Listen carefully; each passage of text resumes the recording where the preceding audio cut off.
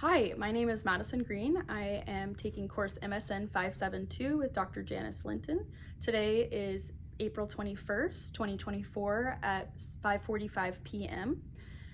All right, so knock knock. Hi. Hi, I'm washing my hands now. My name is Madison. I'm going to be your family nurse practitioner student today. How are you? I'm great, thank you. Good. Can I please start with having your consent that we are okay to proceed filming? Yes. Okay, great. So I'm going to have you give us your initials and your date of birth. MB, and my date of birth is April 2nd, 1982. Perfect. I'm going to scan the room at this time, 360 scan. So we're going to start here, all the way here, and then we're going to scan the floor all the way around the room, and the ceiling.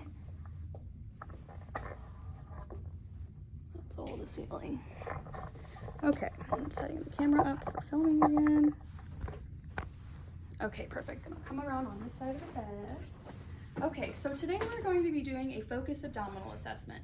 Do you have any current pain or tenderness? No, I do not. Okay, perfect. So to begin this abdominal assessment, we're going to start with inspection. So inspecting the skin and setting up for an abdominal exam, I'm going to place this pillow underneath her legs for comfort, and I'm gonna have you just relax your arms at your side, take a nice cleansing breath in and out. Good. So we're gonna make sure you're nice and relaxed before beginning this abdominal exam. So just upon inspection of the patient's abdomen, I'm noting that it's flat, it's not distended, it's symmetrical, it's normal appearing color-wise for her ethnicity. The sclera of her eyes are white. I'm not noting any dilated veins. I'm not noting any bruising or striae, and no surgical marks.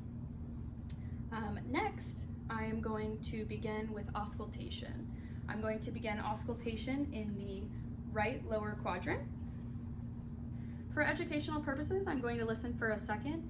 In a normal setting, I'd listen for a full minute. Right lower quadrant, noting normal bowel sounds. Normal bowel sounds, you'll hear 5 to 34 in 1 minute. You'll hear gurgling or trickling, which is a normal finding. Right upper quadrant, bowel sounds are present. I hear gurgling. Left upper quadrant, bowel sounds are present and normal, also gurgling. And left lower quadrant, bowel sounds are present. So bowel sounds are present bilaterally in all 4 quadrants.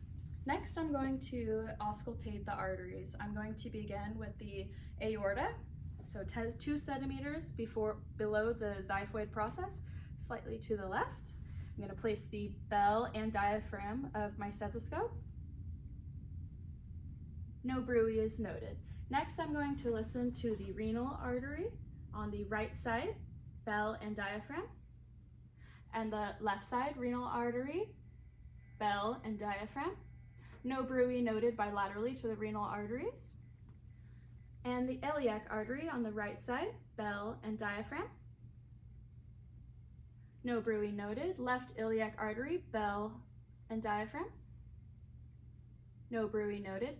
And for educational purposes, I'm going to place my stethoscope over the patient's clothes at the femoral artery, bell and diaphragm. And the left femoral artery over the clothing, bell and diaphragm. And no bruit noted, which is a normal finding. Next, I'm going to start with percussing the abdomen after auscultation. So I'm going to percuss in the right lower quadrant.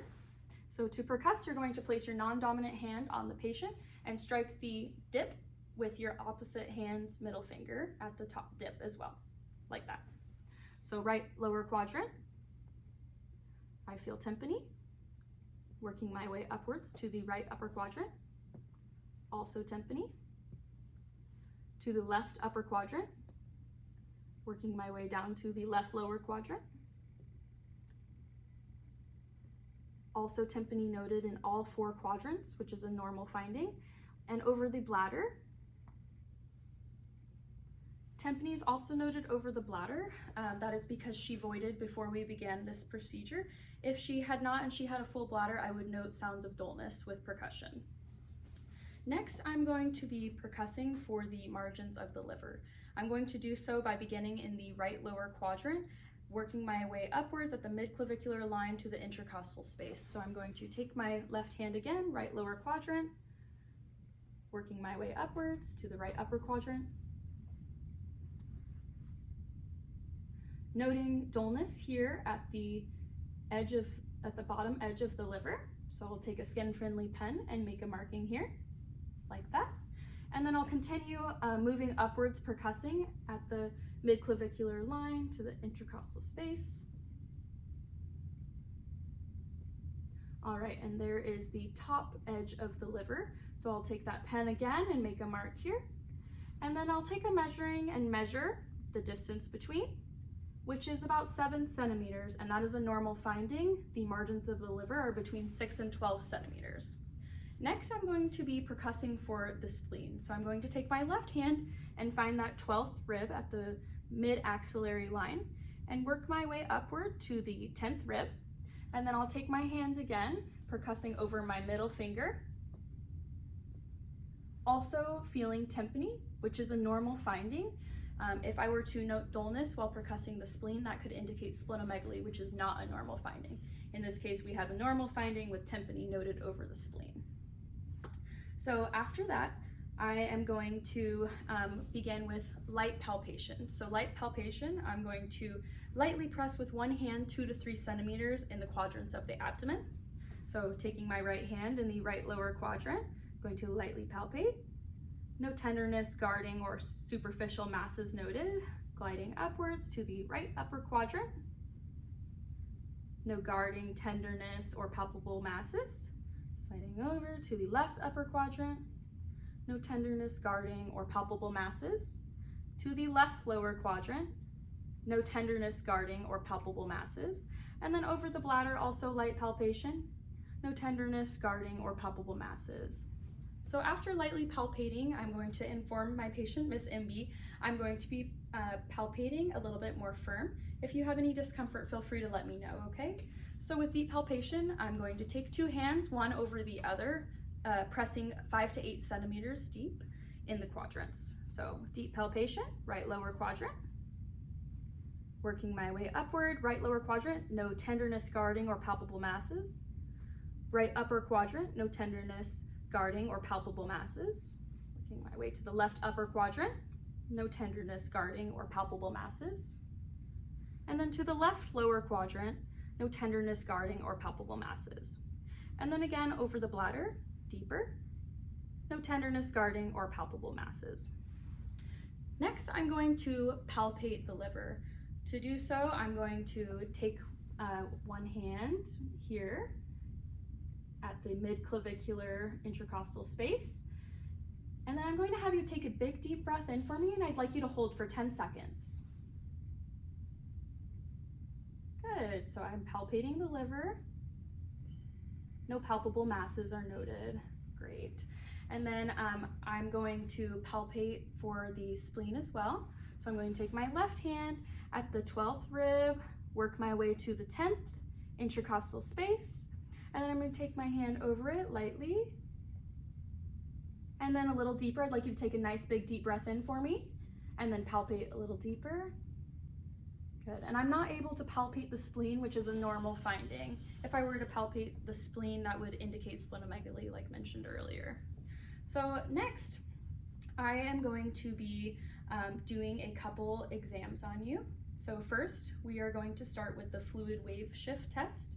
So the fluid wave shift test, the purpose of that is to test for ascites. So in this case, I would prefer to have another colleague in here with me, but I am not able to do so for the purpose of the video. So for educational purposes, I'm going to have Miss MB take the ulnar side of her hand and put it in the middle of her abdomen. So go ahead and do this like that. Perfect. So then I'm going to place my left hand across the patient like this on the other side of her abdomen. And then I'm going to take this hand and I'm going to strike the side of the abdomen like this. Perfect. And there was no shift of fluid noted from this side of the abdomen to this side of the abdomen. So that would be a negative fluid shift test, which is a normal finding. After that, we are going to do a few more specialty exams. We're going to be doing the McMurphy's exam. So for the McMurphy's exam, I'm going to palpate for the liver here. And then I'd like you to take a nice big deep breath in for me. Perfect, and palpate here. Good, okay, you can go ahead and exhale. So also after palpating with her inhalation, she did not have any signs of tenderness or guarding, which indicates that she does not have cholecystitis. If she were to elicit some sort of painful reaction while I was doing that, that could indicate that something is going on with the gallbladder. She does not have that, so that is a good finding, normal finding. Next, I'm going to test for McBurney's, which is a test for appendicitis. So to test for McBurney's, I'm going to find the umbilicus, and then I'm going to go 2 to 3 centimeters to the right of it, and the anterior iliac crest, and then I'm going to apply some pressure here, and then I'm going to release. Perfect. And the patient did not elicit any response here, so that is a negative McBurney's sign, which is a normal finding indicating that she does not have any tenderness in her right lower quadrant where she would feel pain if she did have signs of appendicitis. So for the final test, what I'm going to have you do is I'm going to have you sit and face this wall as best as you can so that the camera view can have view. Perfect. Remaining in view of the camera, I'm going to take my hands and place them at the 12th thoracic space. So here, I'm going to palpate for the kidneys, so light palpation.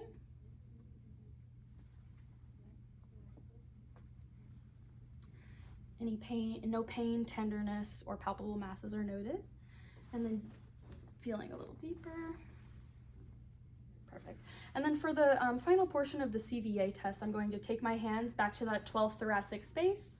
I'm going to strike my hand.